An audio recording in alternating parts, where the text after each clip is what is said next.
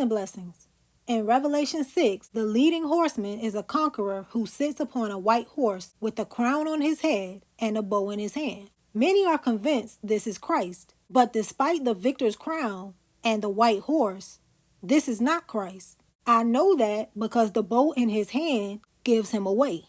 As I show in my study of this chapter, this bow represents deception, and this is not Christ's weapon of choice.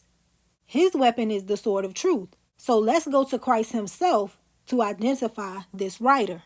In Matthew 24 verse 5, the first sign of Yeshua's coming is false or pseudo Christ who deceive many. This can be someone claiming to be the Messiah or a representation of Yeshua that is inconsistent with the scriptures. This is the rider on the white horse. He is followed by the red horse of war, black horse of famine, and pale green horse of pestilence or death, the exact same order as the horsemen appear in Revelation. In verse 24, this pseudo-Christ is also linked to false prophets. And this character is different from the Antichrist, although the two are closely related. So let's identify the Antichrist.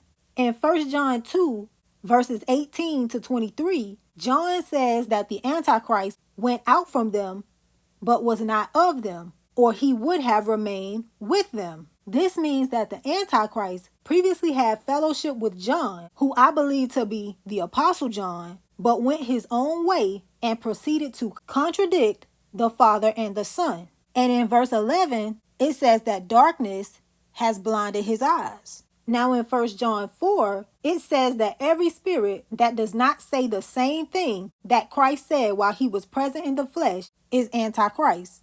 This suggests that this person teaches that Yeshua changed his teachings sometime after his resurrection. So the Antichrist distinguishes pre-resurrection Yeshua, who he considers to be after the flesh, from post-resurrection Yeshua, and tells you not to know Yeshua after the flesh. It also says that in John's time, the Antichrist was already in the world, and links him to false prophets of that time.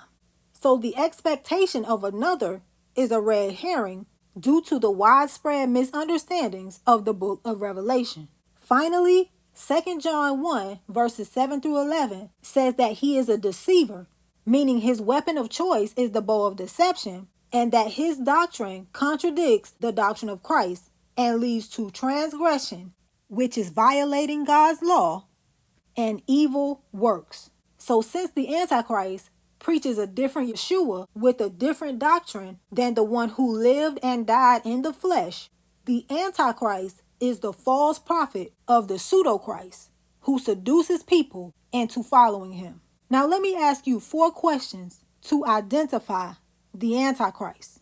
Exodus chapter 20 verse 8 says to remember the Sabbath day and to keep it holy. And Matthew chapter 12 verse 8 says that the Son of Man is the Lord of the Sabbath day. So do you keep the Sabbath? In Leviticus 11, there is a list of unclean meats that those in covenant with God are not supposed to be eating.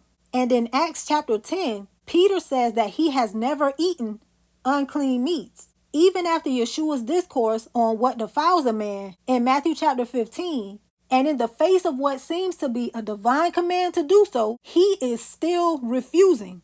So do you eat unclean meats? Deuteronomy chapter 18 verse 13 calls those in covenant with God to be perfect. And Matthew 5:48 requires the same. So do you believe that we can be perfect? Yeshua said there is a single narrow path into the kingdom, meaning for both Jew and Gentile, and those not on it work iniquity, which means lawlessness. This illuminates God's law as the narrow path. So is this the path you're taking to get to God, or are you trying to climb up another way? If you have contradicted the statements made here, you are not following the voice of the Good Shepherd, but the voice of a stranger. And in that singular voice, the Antichrist is revealed. Consider this.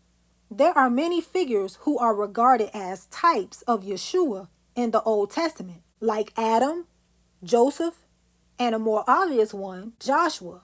But in the role of the Messiah, who has been given the kingdom that has been taken from his predecessors, the clear picture is that of David.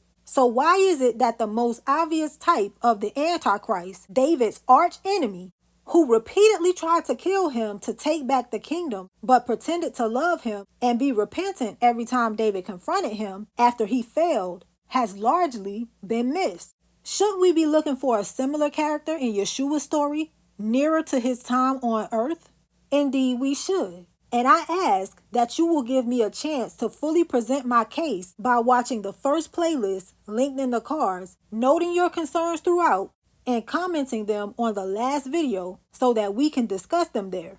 If in the end you believe I'm wrong, you can remain on the path you are on and you have lost nothing. But if you believe I'm right, you have everything to gain by going off the beaten path and following the narrow one. Now, let's say the things I've mentioned don't apply to you, but you still think I'm wrong. My question to you is, when you talk to others about not doing these things, who is it that you find yourself arguing with? There is a reason that you find yourself arguing with the same person each time. And the reason is not because the person that you are trying to lead into truth has taken their teacher's words out of context.